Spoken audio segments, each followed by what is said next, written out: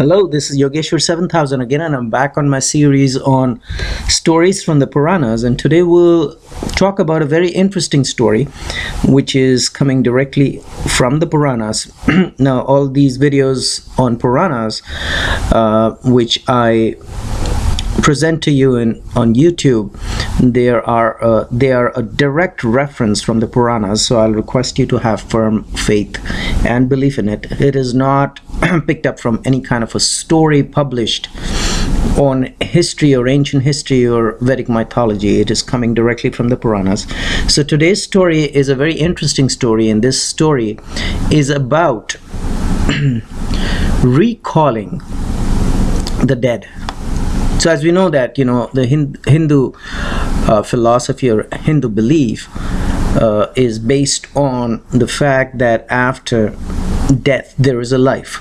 So of course there is a reincarnation, but in the process, you do enjoy your stay in heavens or the hell based on your karma. So I'm not going to go detail into that area of discussion, but that's the primary belief of the Hindu philosophy, or it's the Hindu belief rather. So this story is based on recalling the dead who were up in the heavens, and the story is about the characters from the great epic Mahabharata. Okay, and I'm sure most of you people have read or have known about Mahabharata. So as we all know that the blind king Dhritarashtra in the great war of Mahabharata, lost all of his sons, and then he performed all the funeral rites of his dead sons and became ready to go to the forest. As we know that as people grow older, especially in ancient times, not in modern day times of course, but in ancient day times, when people grow older, they retire in the forest and meditate on whoever they are devoted to, their deity or their god, and then they stay there until they pass away. So King Dhritarashtra, unfortunately, he lost all his 100 sons, and he was the one to perform the funeral rites of his sons after Mahabharata, and he was ready to go to the forest. His wife Gandhari, okay, and Kunti, who was Pandu's wife and the mother of the Pandavas, the 5 Pandavas, because at that time Kunti was old as well, and she wanted to retire to the forest as well. And Vidura, who was a brother of Dhritarashtra, okay, from the maidservant. There's another story how Vidura was born, but he was the son of Vyasa through a maid, okay. And Dhritarashtra was the son of Vedavyasa, again just like Vidura, not through the maid but through Ambika, okay.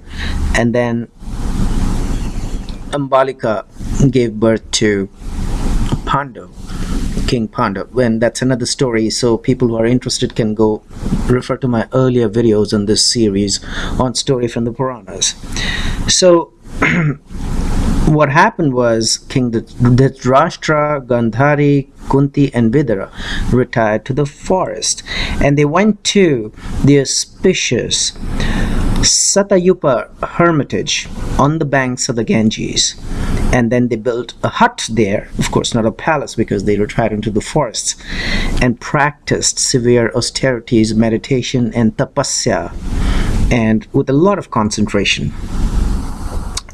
And then here the Pandavas, were the 5 sons of Kunti, were in their kingdom and they were enjoying their rule as a kingdom, as a king, or as kings rather, 5 Pandavas, after their victory over the Kauravas. So they were enjoying there, but 6 years passed and they thought about and especially the older one actually, Yudhishthira, out of the 5 brothers, he told his brothers that I dreamt that our mother Kunti is very lean and thin. Now my mind wants to see my mother, my uncle meaning 2 uncles rather, Dhritarashtra and Vidura, and the highly intelligent Sanjaya. Now Sanjaya was another character from Mahabharata who would actually, he was a commentator, or he used to describe what's happening in the great battle of Mahabharata to the blind Dhritarashtra. Okay, and he also had retired to the forests along with Dhritarashtra, Gandhari, Dhritarashtra's wife, Kunti, Pandava's mother, and Vidura, the uncle of Pandavas or brother of Dhritarashtra, or the son of Vedavyasa through the maid. Okay, very, very highly, all these characters, since they were sons of Vedavyasa, and people who do not know who Vedavyasa was, please refer to my earlier video on Vedavyasa's birth, who Vedavyasa was.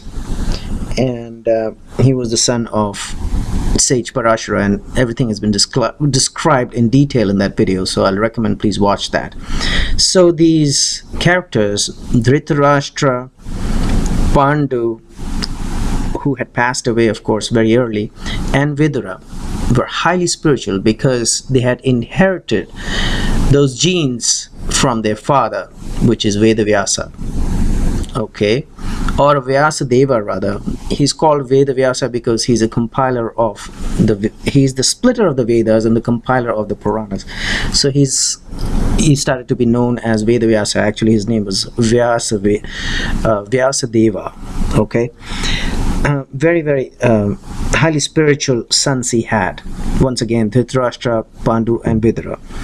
And like I said, Sanjay had also accompanied Dhritarashtra, Kunti, Vidura into the forest, and Yudhishthira got this desire to see Kunti, and they went to the Satyupa hermitage where Dhritarashtra, Sanjaya, Kunti, and Vidura were staying and meditating. Okay, so what they did was, all the 5 Pandu brothers, including Yudhishthira, who was the oldest of course, actually the oldest was Karna, but we are not going to go into that story. That's another story which is associated with Mahabharata. But these 5 brothers, and the eldest one being Yudhishthira, went to see their mother and their uncle, and even Sanjay, into the forest at Satyupa hermitage where they were meditating. And they also took with them their wife Draupadi. We know that Draupadi was married to the 5 Pandavas. Subhadra, okay, who was married to Arjuna, and Uttara. Okay, so they took their wives, and Uttara was the wife of Abhimanyu, son of Arjuna, who was killed in battle. She also accompanied.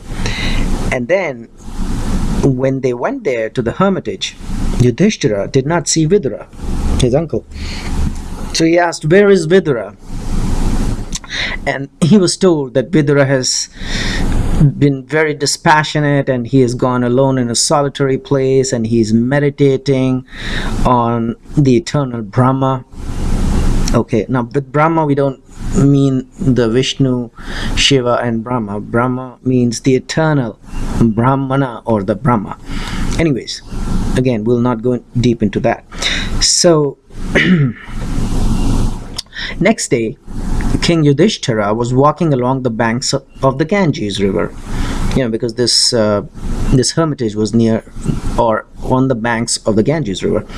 And in the forest he saw his uncle Vidura, and he had become very lean and thin because of severe austerities and tapasya. So he went and said, "I'm King Yudhishthira, I'm saluting you." But Vidura remained very motionless, like a log of wood.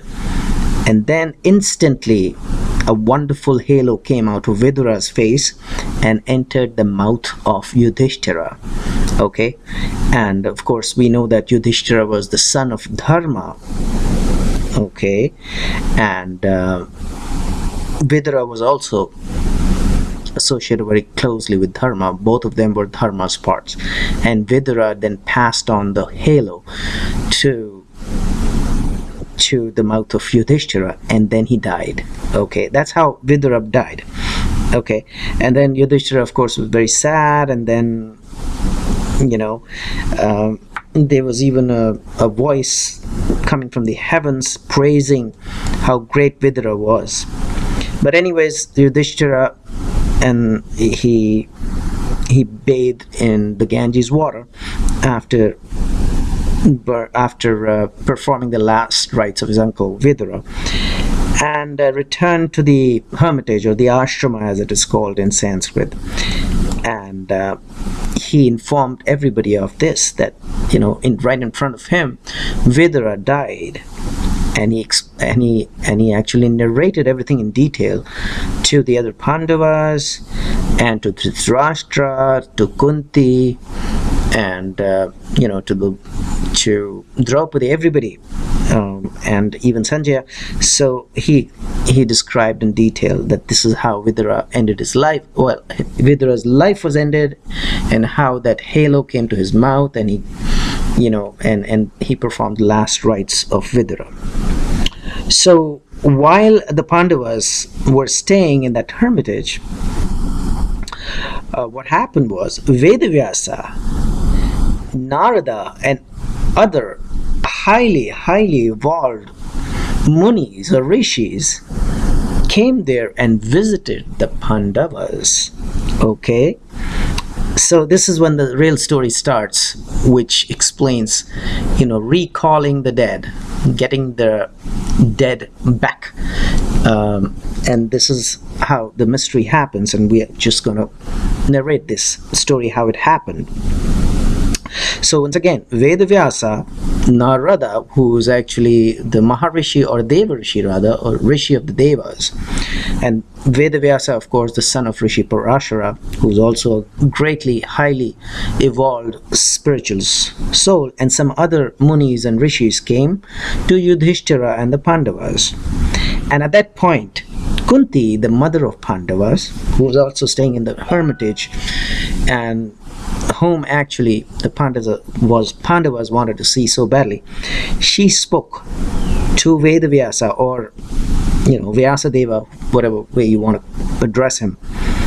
And she said to Vedavyasa, "I saw my son only once when he was born." And she was referring to Karna, the first son. And like I said, I'm not going to go into that story, how Karna was born. Please refer to my earlier video. And can you please show him once to me? She told Vedavyasa or Vyasadeva. So here we know that the first son of Kunti, whose name was Karna, had to be given up out of shame by Draupadi, and eventually he was killed in the great battle of Mahabharata.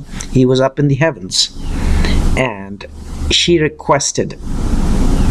Kunti requested Vedavyasa, "I've just seen my son once and I had to give him away.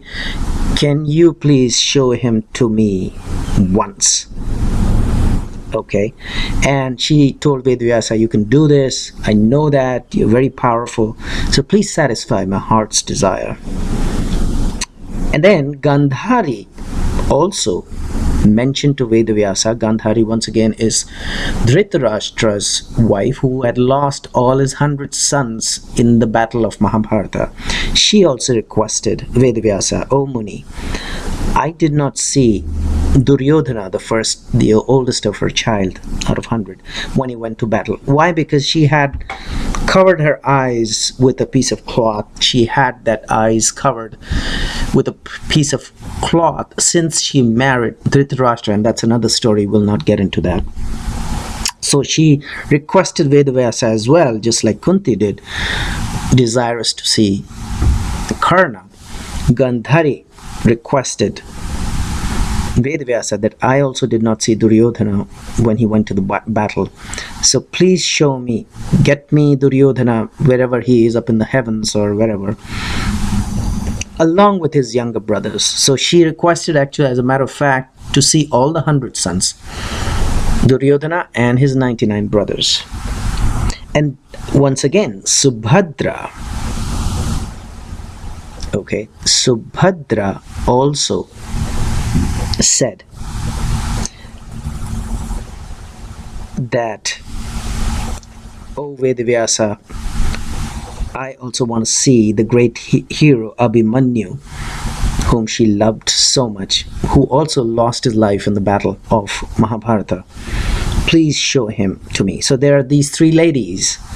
One is Kunti, who wanted to see her dead son, oldest one, Karna, requesting Vedavyasa to show him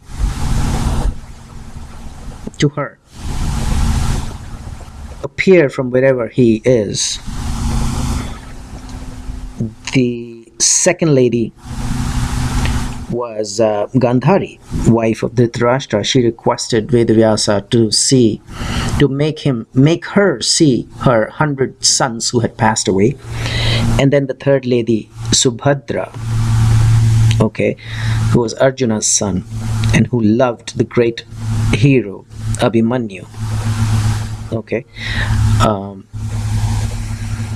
who was actually her son, okay, and Abhimanyu had lost his life in the battle as well, so she requested Vedavyasa to show Abhimanyu to him as well. So these are the three ladies who made this request. And when Satyavati's son, Vyasadeva, of course we know that Vyasadeva was the son of Satyavati and sage Parashara. That's how he's been described again and again in the Puranas. So when Satyavati's son Vedavyasa, or rather Satyavati and Parashara's son Vedavyasa, heard these words, he kind of wanted to help these three ladies, and he held pranayama, which is deep breathing exercise. That's what pranayama means in Sanskrit, deep breathing exercise. And he meditated on the great Devi, okay, with the force of Brahma. And in the evening time, Vedavyasa invited Yudhishthira and all the others to the banks of the Ganges. He bathed in the Ganges and began to chant hymns in the praise of the great Devi, the eternal Devi, the Mahamaya as she is called in Sanskrit and in the Puranas. And he started to praise Devi in the evening on the banks of river Ganges. And he said, "O Devi, when Brahma was not there, when Vishnu was not there, when Maheshwara, who's another name for Shiva, was not there, and neither were Indra, Varuna, Kubera, Yama, and Agni, these gods, they were not there. Only you existed then.